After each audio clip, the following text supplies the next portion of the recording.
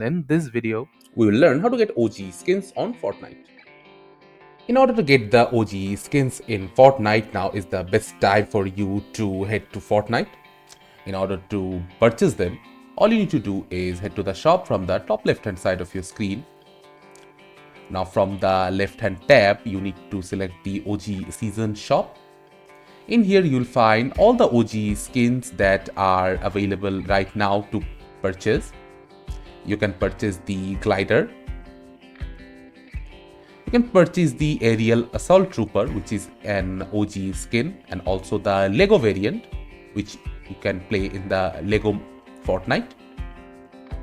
You can purchase the renegade rider and also her Lego version, and you can also purchase the rider's revenge. So now from the shop you can easily purchase them, but keep in mind that you need to have at least 1.5 million XP, 2 million XP, 1 million XP and 500,000 XP for purchasing them. So if you have 2 million XP accumulated in your battle pass, you can purchase all of them all at once. So this is how you can easily purchase the OG Fortnite skins and enjoy the game. Thank you for watching. Subscribe to our Topical Talks channel for more videos.